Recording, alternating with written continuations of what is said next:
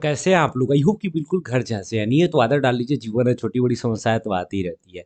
आज के इस वीडियो में हम लोग बात करने वाले हैं फिज़िक्स के सबसे लास्ट चैप्टर ऊर्जा, ऊर्जा के स्रोत। बहुत ही इम्पोर्टेंट चैप्टर है, हालाँकि आपको ज्योग्राफी भी पढ़ना है, ऊर्जा संसाधन, जिसमें आपको अलग-अलग तरह की ऊर्जाओं का अध्ययन करना है। लेकिन फिर भी हम आज इस वीडियो में फिज़िक्स के अंदर ऊर्जा के बारे में आपको फिज़िक्स में तो ऊर्जा का कितना महत्व है आपको पढ़ना ही है, शक्ति।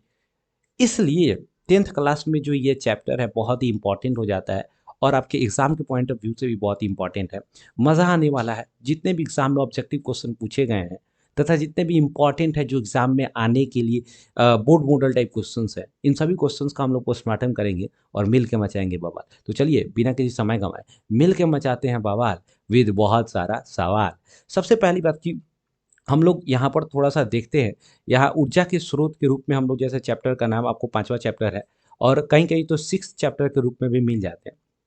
तो हम लोग इस ऊर्जा के स्रोत से रिलेटेड जितने भी इम्पोर्टेंट क्वेश्चन हैं जो एग्ज़ाम के लिए बहुत ही इम्पोर्टेंट है, इतना गारंटी है कि अगर आप इतना क्वेश्चंस कर लेते हैं, तो ये चैप्टर से ऑब्जेक्टिव आपको छूटने वाला नहीं है क्योंकि हम केवल ऑब्जेक्टिव ही नहीं पढ़ाते, उससे रिलेटेड जो भी उसके आस-पास की चीज़ें होती हैं, कॉन्सेप्ट होती हैं, इन सभी चीज़ों को हम लोग क्या करते हैं, डिस्कस करते हैं, उसका पोस्टमार्टम करते हैं, जिससे आपका कॉन्सेप्ट बिल्कुल क्लियर हो जाता है। तो चलिए हम लोग चैप्टर की तरफ बढ़ते हैं और एक-एक करके चीज़ों को समझते हैं। क्वेश्चन क्या कर रहा है भाई साहब कि जल विद्युत संयंत्र किस ऊर्जा को विद्युत ऊर्जा में रूपांतरित करती है।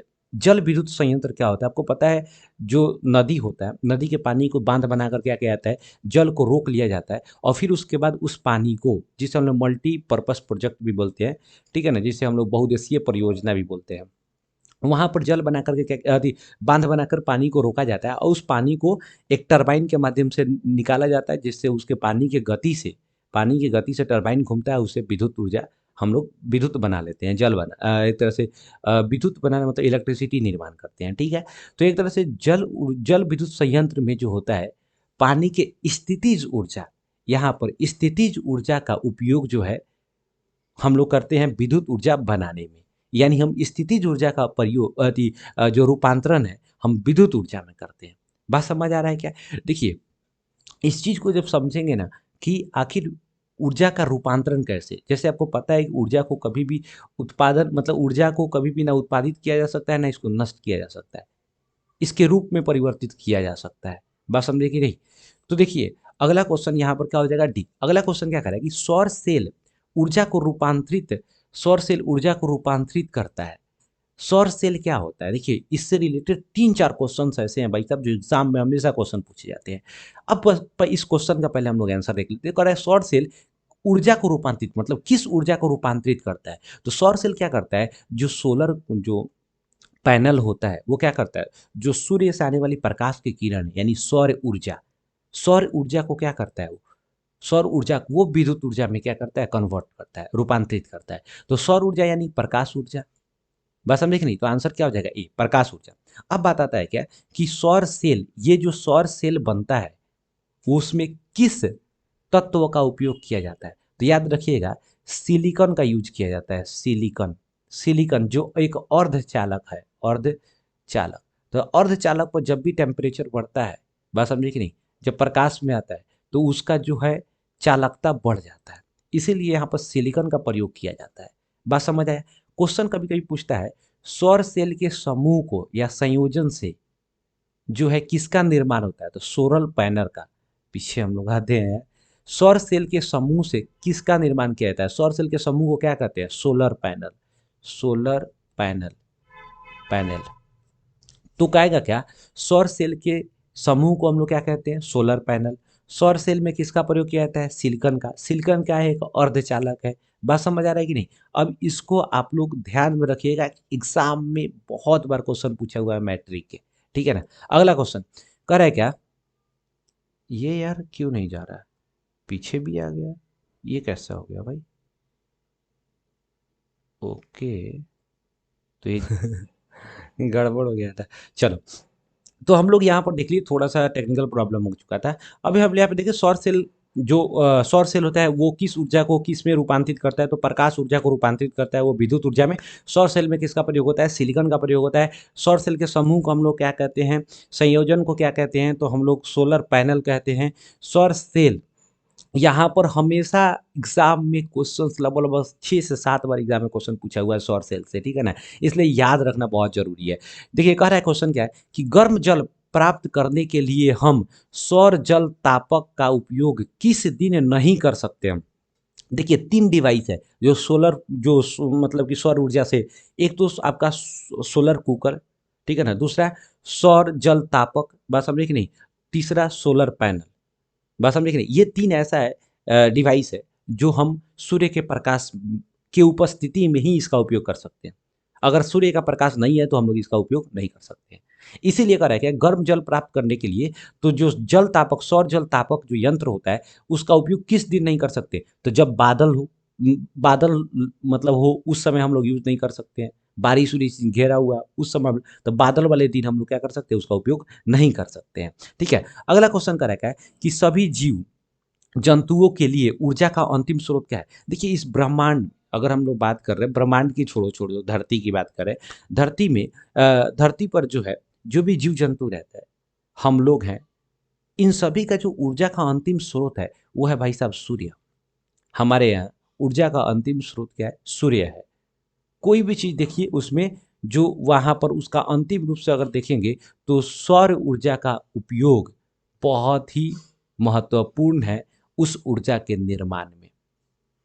चाहे वो आप, अगर हम लोग बात करते हैं पवन ऊर्जा हो, सौर ऊर्जा हो, बायो गैस हो, कोई भी हो, बात समझे कि नहीं, वहाँ सूर्य ऊर्जा का यानी सौर जो ऊर्जा होता है उसका उपयोग बहुत ही इंपॉर्टेंट है। अगला क्वेश्चन क्या कर रहे हैं, निम्नलिखित में से किस धातु से सोलर सेल बनाया जाता है, किस धातु से सोलर सेल बनाया जाता है। हालांकि ये अर्धचालक होता है, बात समझे कि नहीं, तो किस धातु से सोलर सेल बनाया जाता है, तो याद रखिए सिलिकॉन से सोलर सेल बनाया जाता है। ठीक है, अगला क्वेश्चन क्या है कि निम्नलिखित में से कौन सा ऊर्जा स्रोत सौर ऊर्जा के व्युत्पन्न नहीं करता।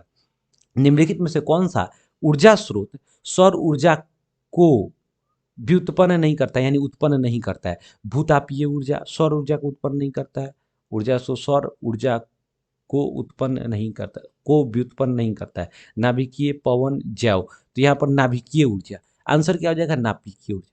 बात समझे कि नहीं, ये नाभिकीय ऊर्जा जो है ना भाई साहब वो सौर ऊर्जा पर डिपेंड नहीं करता है। बाकी भूतापीय ऊर्जा, पवन ऊर्जा, जैव मात्रा या बायोमास, ये सभी जो है सौर ऊर्जा पर क्या है, डिपेंड है।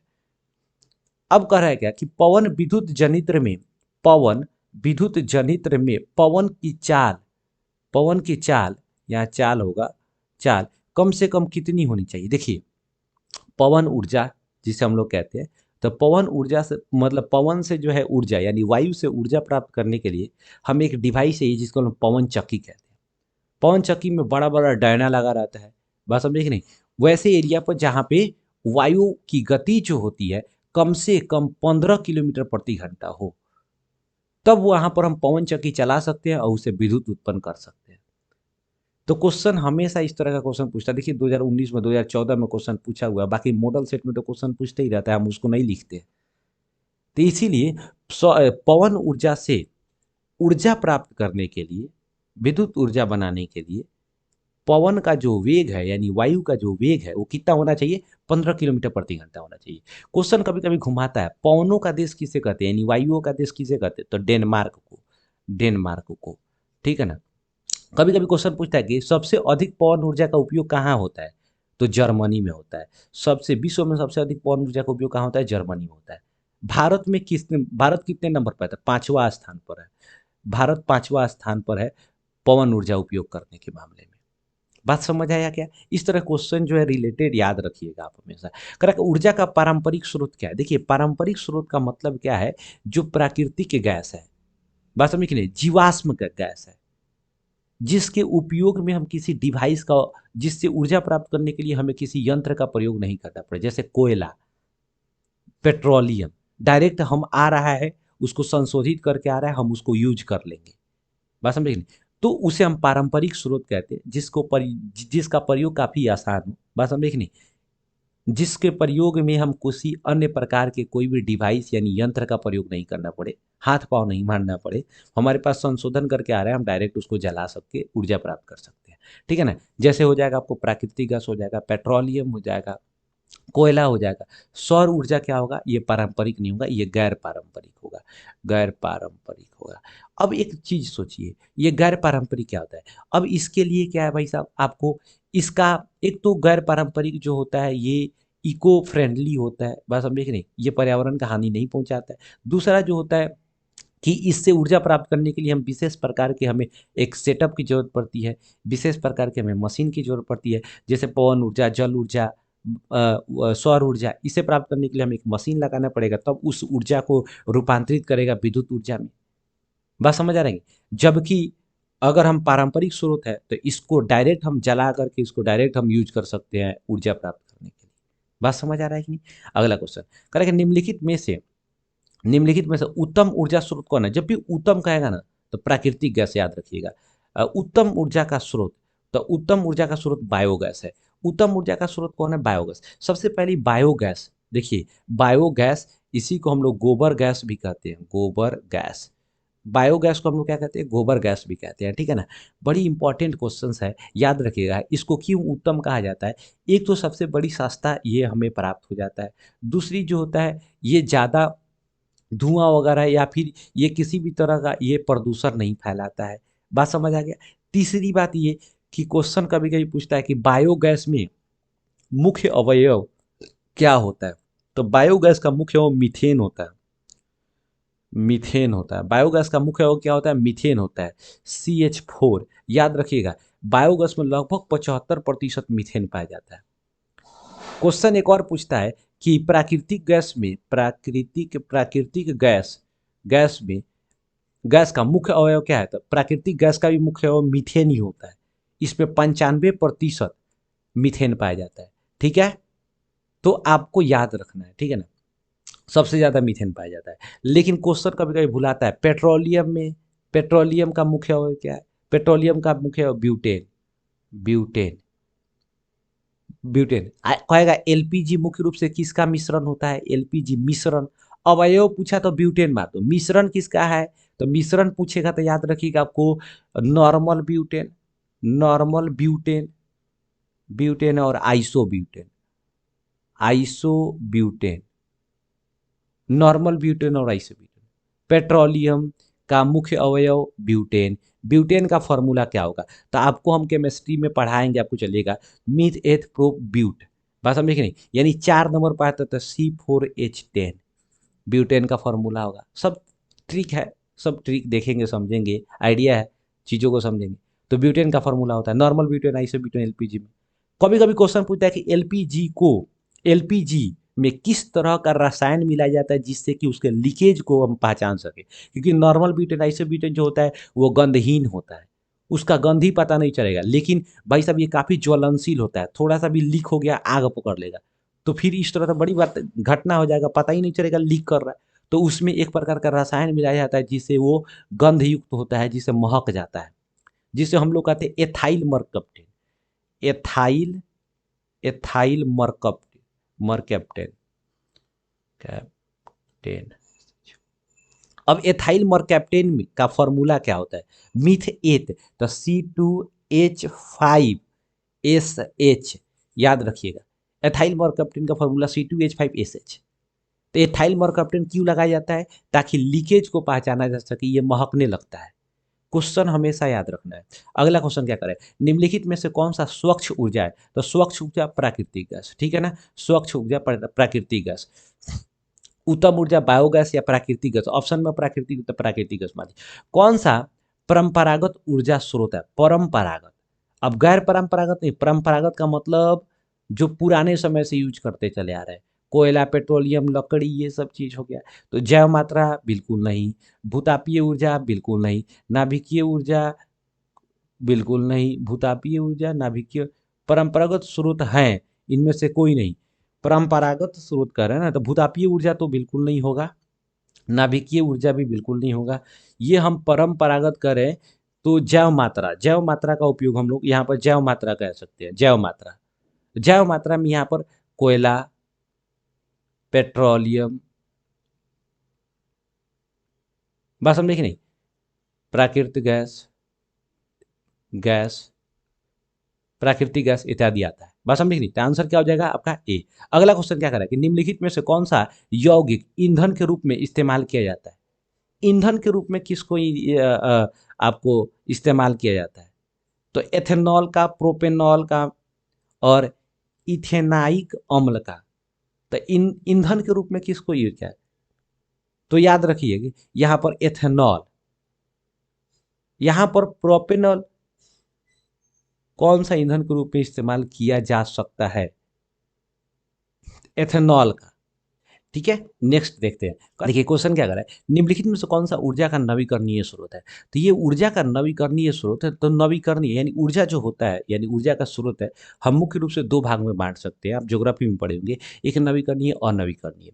नवीकरणीय का मतलब ऊर्जा का वह स्रोत जो कभी समाप्ति नहीं हो सकता है, जिसका भंडार असीमित है, जिसका एक तरह से उपयोग करते हैं, दूसरे तरफ से वो बनते जाता है, भरपूर उसका जो एक तरह से भरपाई होते जाता है, तो उसे हम नवीकरणीय स्रोत है, जिसके बनने में बहुत कम समय लगता है, तुरंत ही बन जाता है, फिर से उसका भरपाई हो जाता है, नवीकरणीय स्रोत। अनवीकरणीय स्रोत का मतलब क्या हो गया कि वैसा संसाधन या वैसा ऊर्जा का स्रोत जिसके बनने में लाखों करोड़ों वर्ष लगता है, जिसके बनने में बहुत समय लगता है, तुरंत नहीं बन सकता है हमारे जीवन में, हमारे रहते हुए।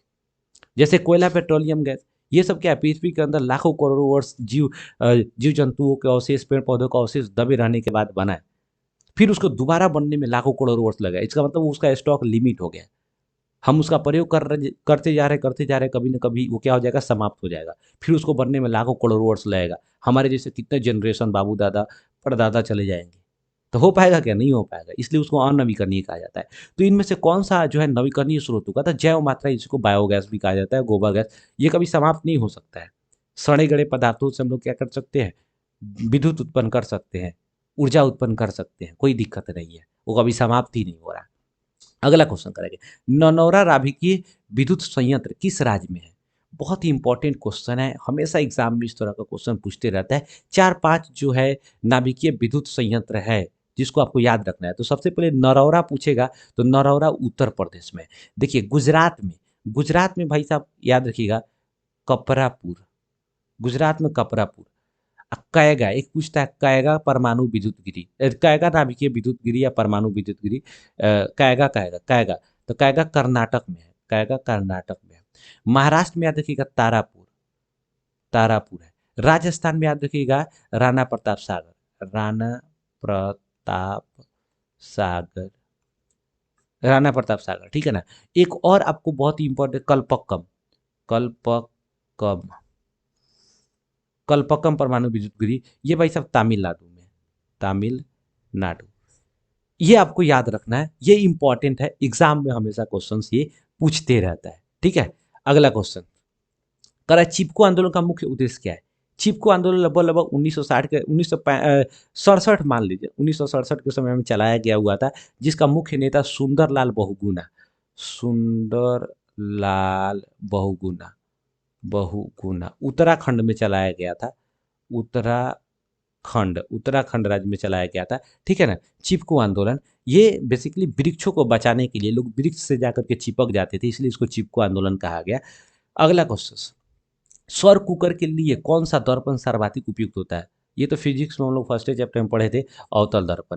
अगला क्वेश्चन क्या करे, ऊर्जा का मात्रक क्या होता है। देखिए अब बड़ा इंपॉर्टेंट है, ऊर्जा का मात्रक यहाँ जूल होता है। लोग नेक्स्ट थोड़ा सा देखते हैं, करेगा निम्नलिखित में से किसका उपयोग खाना बनाने वाले ईंधन में नहीं होता है। तो खाना बनाने वाले ईंधन के रूप में हम सीएनजी का प्रयोग नहीं करते हैं, एलपीजी का कर सकते हैं, बायोगैस का कर सकते हैं, कोयला का प्रयोग कर सकते हैं। सीएनजी का प्रयोग, जिसे हम लोग संपीड़ित प्राकृतिक, संपीड़ित प्राकृतिक, प्राकृतिक गैस कहते हैं, सॉरी गैस कहते हैं, कंप्रेस्ड नेचुरल गैस। ठीक है ना। सीएनजी में सबसे अधिक मीथेन होता है, बात समझे कि नहीं। जबकि एलपीजी में सबसे अधिक क्या होता है, ब्यूटेन होता है। कोयला, अच्छा कभी कभी क्वेश्चन क्या होता है ना कि बहुत इंपॉर्टेंट होता है, चलिए हम थोड़ा सा क्या करेंगे, इससे रिलेटेड हो जाएंगे। एलपीजी या फिर जो भी जीवाश्म ईंधन है उसको जलाने से क्या निकलता है, कोयला जलाने से क्या निकलता है, ठीक है ना, इन सभी चीज़ों को देखेंगे। अब बायोगैस में पूछेगा, तो बायोगैस में सबसे अधिक मीथेन, अगला क्वेश्चन, हमारी आकाशगंगा की आकृति कैसी है? दीर्घवृत्तीय आकार। अगला क्वेश्चन क्या करेगा? निम्नलिखित नाभिकीय नाभिकीय विखंडन को नियंत्रित करने में प्रयुक्त होता है। नाभिकीय विखंडन में प्रयुक्त करने के लिए भाई याद याद रखिएगा, कैडमियम के छड़ का उपयोग किया जाता है। अगला, ग्लोबल वार्मिंग के लिए सबसे अधिक उत्तरदायी क्या है? Carbon dioxide. अगला क्वेश्चन क्या करें कि जीवाश्म ईंधन की ऊर्जा का वास्तविक स्रोत है। जीवाश्म ईंधन की ऊर्जा का वास्तविक स्रोत क्या होगा? अब देखिए, जीवाश्म ईंधन, हम कहते हैं जीवाश्म ईंधन तो सूर्य। बात समझ आया? अगला क्वेश्चन, नाभिकीय ऊर्जा प्राप्त करने हेतु आवश्यक है। अब देखिए, नाभिकीय ऊर्जा प्राप्त करने के लिए आपको क्या आवश्यक होगा? भारी नाभिक वाले तत्वों की आवश्यकता होगी, यूरेनियम। इसके अलावा याद रखिएगा, दो और तत्वों का याद रखिएगा, थोरियम, थोरियम, प्लूटोरियम, प्लूटोरियम, प्लूटोरियम, यूरेनियम, थोरियम और प्लूटोरियम, तीन को है भारी तत्व नाभिक वाले तत्वों की आवश्यकता पड़ता है, जिससे हम लोग नाभिकीय ऊर्जा प्राप्त कर सकते हैं। बात समझ आ गई? अगला क्वेश्चन, निम्नलिखित में से कौन सा जैव मात्रा ऊर्जा स्रोत का उदाहरण नहीं है? जैव मात्रा ऊर्जा स्रोत का उदाहरण नहीं है नाभिकीय ऊर्जा। बात समझे कि नहीं? अगला क्वेश्चन, नवीकरणीय संसाधन, यहाँ गलती लिखा गया, नवीकरणीय, नवीकरणीय ऊर्जा स्रोत है। नवीकरणीय मतलब जो नया किया जाता है, तो सौर ऊर्जा, पेट्रोलियम, प्राकृतिक गैस, क्या होगा? सौर ऊर्जा। ये कभी समाप्त होने वाला नहीं है, सूर्य के प्रकाश। प्राकृतिक में पृथ्वी पर ऊर्जा का मुख्य स्रोत क्या है? प्राकृतिक में पृथ्वी ऊर्जा का मुख्य स्रोत क्या है? सूर्य है। अगला क्वेश्चन, जीव द्रव्यमान ऊर्जा स्रोत का उदाहरण निम्नलिखित में से कौन नहीं है? जीव द्रव्यमान यानी जैव मास वाला, तो जैव मास वाला यहाँ ऊर्जा का मुख्य स्रोत कौन नहीं है? नाभिकीय ऊर्जा नहीं है। बाकी जो पेट्रोलियम, प्राकृतिक गैस, कोयला, ये सभी क्या है? जैव द्रव्यमान ऊर्जा का स्रोत है। और इन सभी का अंतिम स्रोत, मुख्य स्रोत क्या है? सूर्य है। अगला क्वेश्चन क्या है? निम्नलिखित में से कौन बायोगैस ईंधन का स्रोत नहीं है? बायोगैस ईंधन का स्रोत नहीं है भाई साहब, नहीं है। तो नाभिकीय ऊर्जा का स्रोत बायोगैस ईंधन का स्रोत नहीं है। अगला क्वेश्चन करे क्या कि जितने ऊर्जा स्रोत हम उपयोग में लेते हैं, जितने ऊर्जा स्रोत हम उपयोग में लेते हैं, ऐसे होना चाहिए, इनमें से अधिकांश सौर ऊर्जा को निरूपित करते हैं। निम्नलिखित में से कौन सा ऊर्जा स्रोत अंततः सौर ऊर्जा से व्युत्पन्न नहीं होती है? अंततः सौर ऊर्जा से व्युत्पन्न नहीं होती है, तो नाभिकीय ऊर्जा का स्रोत। जब भी इस तरह हम बायोगैस कहेंगे इस तरह, तो नाभिकीय ऊर्जा स्रोत, बात समझिए कि नहीं, हमेशा याद रखिएगा वहां पर नहीं होगा। बाकी जितना भी ऊर्जा स्रोत है, कोयला, पेट्रोलियम, भूतापीय, या फिर पूछेगा तो सौर ऊर्जा, तो ये सभी का सभी क्या है? पवन ऊर्जा, ये सभी का सभी क्या है? ये आपको सौर ऊर्जा से व्युत्पन्न ऊर्जा होगा। अगला क्वेश्चन, बायोगैस का मुख्य अवयव क्या है? देखिए, बायोगैस का मुख्य अवयव याद रखिएगा, मीथेन, CH4 मीथेन होता है। अगला क्वेश्चन करेगा, ऊर्जा का नवीकरणीय स्रोत निम्नलिखित में से कौन होगा? था ऊर्जा का नवीकरणीय स्रोत, नवीकरणीय स्रोत, तो नवीकरणीय स्रोत निम्नलिखित में से कौन है? ऊर्जा का नवीकरणीय स्रोत निम्नलिखित में से कौन है? लकड़ी, कोयला, पेट्रोलियम, इनमें से सभी। अरे, ऊर्जा का नवीकरणीय स्रोत निम्नलिखित में से कौन है? नवीकरणीय स्रोत, इनमें से कोई नहीं होना चाहिए, कोई नहीं। यहाँ पर क्या हो जाएगा? इनमें से कोई नहीं, नवीकरणीय स्रोत है, तो ऊर्जा का नवीकरणीय स्रोत इनमें से कौन है? तो इनमें से कोई नहीं। अगर ऐसा है कि इनमें से कौन नहीं रहता, तो इनमें से सभी हो जाता। ये सभी का सभी ऊर्जा का क्या है भाई साहब? नवीकरणीय स्रोत। ऊर्जा का नवीकरणीय स्रोत, ऊर्जा का नवीकरणीय स्रोत निम्नलिखित में से कौन है? तो इनमें से कोई नहीं। या अगर थोड़ा सा अगर हम यहाँ पर ध्यान देंगे, तो लकड़ी, लकड़ी कभी समाप्त नहीं हो सकता है भाई साहब। पेड़ पौधे समाप्त होंगे नहीं, तो लकड़ी, तो इसको लकड़ी हम मार सकते हैं थोड़ा देर, ठीक है ना? तो यहाँ पर लकड़ी हो सकता है। अगला क्वेश्चन करेंगे, जो दहन कर ऊष्मा उत्पन्न करते हैं उन्हें क्या कहा जाता है? दहन कर उत्पन्न मतलब जिसके जलाने पर ऊष्मा उत्पन्न करता है, उसे हम ईंधन कहते हैं। ऑक्सीजन की उपस्थिति में, वैसे पता है, जो ऑक्सीजन की उपस्थिति में जलकर ऊष्मा उत्पन्न करता है, उसे हम लोग क्या कहते हैं? ईंधन कहते हैं। जीवाश्म ईंधनों को जलाने पर किन गैसों का ऑक्साइड बनता है? देखिए, अब याद रखिएगा, बहुत इंपॉर्टेंट क्वेश्चन है। जीवाश्म ईंधन को जलाया जाएगा तो तीन गैस का ऑक्साइड बनता है। एक याद रखिएगा भाई साहब, CO2 carbon dioxide, NO2 nitrogen oxide, और तीसरा जो होता है SO2 सल्फर डाइऑक्साइड। तो कार्बन का ऑक्साइड बनता है, नाइट्रोजन ऑक्साइड, सल्फर ऑक्साइड बनता है, इनमें से सभी। आंसर क्या हो जाएगा? इनमें से सभी। अब सबसे ज्यादा रिस्पॉन्सिबल किसके लिए होता है? देखिए, कार्बन डाइऑक्साइड जो होता है भाई साहब, ये ग्रीन हाउस के लिए, ग्रीन हाउस गैस के लिए, हाउस गैस के लिए सबसे ज्यादा, ग्लोबल वार्मिंग के लिए सबसे ज्यादा ये प्रभावी होता है। सल्फर डाइऑक्साइड जो होता है भाई, इसे याद रखिएगा, अम्ल वर्षा के लिए, अम्ल वर्षा के लिए प्रभावी होता है। ठीक है ना, इसको इंपॉर्टेंट है, एग्जाम में पूछता है। करें बायोगैस का मुख्य घटक क्या है, अभी हम लोग बात किए मीथेन। अगला क्वेश्चन करें, किस देश को पवनों का देश कहा जाता है, तो डेनमार्क को। किस देश में सबसे अधिक पवन ऊर्जा का उपयोग किया जाता है, तो जर्मनी। भारत का स्थान क्या है, पांचवा स्थान है। अगला क्वेश्चन, अब देखिए ना, क्वेश्चन पूछता है कि जर्मनी और डेनमार्क किस महादेश में थे, यूरोप महादेश में। डेनमार्क का राजधानी कोपेनहेगन, जर्मनी का राजधानी बर्लिन। अगला क्वेश्चन करें कि बॉक्सनुमा सौर कुकर में 3 से 4 घंटे के अंदर का तापमान हो जाता है। देखिए बॉक्सनुमा जो सोलर कुकर होता है ना, वो 3 से 4 घंटे में अगर सूर्य ठीक ठाक है तो वो उसका जो टेम्परेचर होता है वो 100 से 140 डिग्री सेल्सियस तक चला जाता है। अगला क्वेश्चन कह रहा है क्या, कि सौर ऊर्जा को सीधे ही विद्युत ऊर्जा में परिवर्तित करने वाली युक्ति क्या है। तो सौर ऊर्जा को सीधे अगर विद्युत ऊर्जा में कोई परिवर्तित करता है तो याद रखिएगा सौर सेल होता है, और सौर सेल के समूह को सोलर पैनल कहते हैं। अगला क्वेश्चन, प्रकाश पड़ने पर अर्धचालक की चालकता क्या होती है। जब भी प्रकाश या टेम्परेचर बढ़ेगा तो उसकी चालकता क्या हो जाती है, बढ़ जाती है। अर्धचालक जैसे सिलिकॉन, ठीक है ना, इसीलिए उसका उपयोग किया जाता है किसमें, इसीलिए उसका उपयोग किया जाता है भाई साहब सोलर सेल बनाने के लिए। कह रहा है कि सौर सेल बनाने के लिए उपयोगी होने वाला अर्धचालक क्या होता है भाई साहब, silver, germanium, copper, lead. Lead तरीके यहाँ पर तो क्या होना चाहिए, सिलिकॉन, सिल्वर नहीं होगा, सिलिकॉन होगा, सिलिकॉन, सिलिकॉन। ठीक है ना, आंसर क्या हो जाएगा, सिलिकॉन हो जाएगा। यहाँ आंसर इनमें से कोई नहीं, ये सिल्वर की जगह पर सिलिकॉन याद रखिएगा, सिलिकॉन। अगला क्वेश्चन करेगा, पवन चक्की में ऊर्जा का कौन सा रूप कार्य में स्थानांतरित होता है। पवन चक्की में ऊर्जा का कौन सा रूप कार्य में स्थानांतरित होता है, कौन सा रूप जो है एक मतलब दूसरे ऊर्जा के रूप में स्थानांतरित होता है। तो याद रखिएगा पवन चक्की में जो होता है भाई साहब, स्थितिज ऊर्जा, गतिज ऊर्जा, सौर ऊर्जा, जल ऊर्जा, गतिज ऊर्जा। बस हम देखें नहीं, पवन ऊर्जा जो होता है, पवन क्या होता है, हमेशा बहते रहता है, तो वो गतिज ऊर्जा जो है उसमें विद्युत ऊर्जा के रूप में परिवर्तित होता है। करें प्राकृतिक गैस ऊर्जा से कैसे स्रोत, प्राकृतिक गैस ऊर्जा के कैसे स्रोत है, प्राकृतिक गैस ऊर्जा का कैसे स्रोत है। तो प्राकृतिक गैस ऊर्जा का भाई साहब अनवीकरणीय स्रोत है, क्योंकि इसका स्टॉक लिमिटेड है। प्रयोग में जितना ज़्यादा उपयोग करेंगे उतना जल्दी खत्म हो जाएगा, फिर इसको बनने में लाखों करोड़ों वर्ष लग जाएगा। बस समझ आया। अगला क्वेश्चन क्या करेंगे, जीवाश्म ईंधन है, तो जीवाश्म ईंधन कौन होंगे, जो जीवों के अवशेषों से, अवशेषों को पृथ्वी के अंदर लाखों करोड़ों वर्ष रहने से बना हुआ है, उसे जीवाश्म ईंधन कहेंगे। कोयला, पेट्रोलियम, प्राकृतिक गैस, ये इनमें से सभी हो जाएगा। अगला क्वेश्चन देखिएगा, इस क्वेश्चन को हम लोग थोड़ा सा देखते हैं। किसी नाभिकीय विखंडन में, किसी नाभिकीय विखंडन में मुक्त ऊर्जा का परिमाण कितना होता है। तो देखिए किसी भी नाभिकीय विखंडन में जो मुक्त होने वाला ऊर्जा होता है वो 200 मेगा इलेक्ट्रॉन वोल्ट होता है। क्वेश्चन कभी कभी पूछता है कि एक इलेक्ट्रॉन वोल्ट में कितना ऊर्जा होता है, एक इलेक्ट्रॉन वोल्ट में कितना ऊर्जा होता है। तो वहां पर 1.602 गुने 10⁻⁻19 जूल होता है।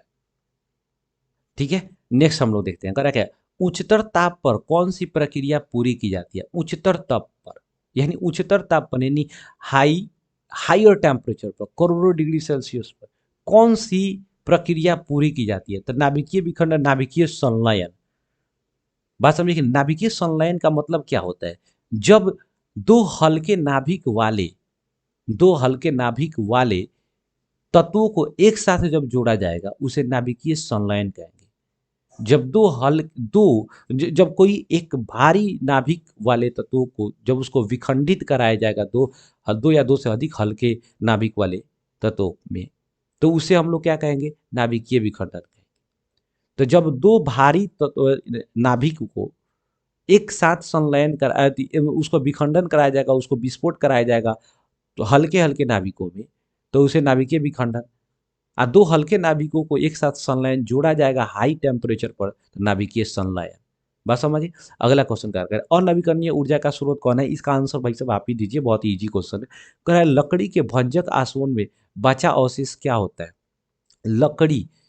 लकड़ी के भंजक आसवन में बचा अवशेष जो होता है भाई साहब, लकड़ी के भंजक आसवन में जो बसा, कोक यानी कोयला, बेसिकली कोयला, कोयला। अगला क्वेश्चन, दो हल्के नाभिकों के जुड़कर एक भारी नाभिक बनाने की प्रक्रिया, दो हल्के हल्के जब यहाँ आधा ल होगा, हल्के नाभिकों के जुड़कर एक भारी नाभिक जब बनेगा तब क्या होगा, जब जुड़ेगा तो इसका मतलब संलयन हो रहा है, संयुक्त हो रहा है, तो नाभिक संलयन। अगला क्वेश्चन क्या कर रहा है कि एक इलेक्ट्रॉन वोल्ट कितना के बराबर, जस्ट हम लोग पीछे बात किए कि 1.6 गुने 10 का पावर -19 जूल। भाई साहब ये पहली बार यहाँ पर आइंस्टीन महोदय ने बताया हुआ था, ई बराबर mc² के समय जब बताया हुआ था, उस समय ये बताए थे। देखिए ये 48 क्वेश्चन जो था ना, ये बहुत ही इंपॉर्टेंट क्वेश्चन था जो आपके एग्जाम में के लिए बहुत ही इंपॉर्टेंट है। एग्जाम में कुछ क्वेश्चन पूछे गए थे जो हमेशा बोर्ड मॉडल रहते हैं, हमेशा एकदम टॉप 10 में रहते हैं क्वेश्चंस। इन सभी क्वेश्चंस को हम लोगों ने देखा, उसका पोस्टमार्टम किया। आपको भी आनंद आया होगा, मज़ा आया होगा। तो अगर वीडियो अच्छा लगा हो तो लाइक कीजिए, नहीं अच्छा लगा हो डिसलाइक कीजिए, चैनल को कंपल्सरी सब्सक्राइब कीजिए। इस तरह का जो भी इंपॉर्टेंट वीडियो है हमेशा लाते रहेंगे आपके लिए। अब यहाँ से फिजिक्स भाई साहब समाप्त होता है ऑब्जेक्टिव। अब यहाँ से केमिस्ट्री हम लोग शुरू करेंगे जो बहुत ही इंपॉर्टेंट होगा, और मस्त एक आइडियोलॉजी, एक मस्त एक ट्रिक के साथ, जिससे आपको कोई भी किसी भी तरह का कोई परेशानी नहीं हो, क्योंकि केमिस्ट्री बहुत सारे लोगों को भारी लगता है, लेकिन मज़ा आने वाला है। हम लोग जब केमिस्ट्री शुरू करेंगे तो बहुत ईजी लगेगा आपको, मज़ा आएगा। मिलते हैं नेक्स्ट वीडियो में, तब तक के लिए जय हिंद।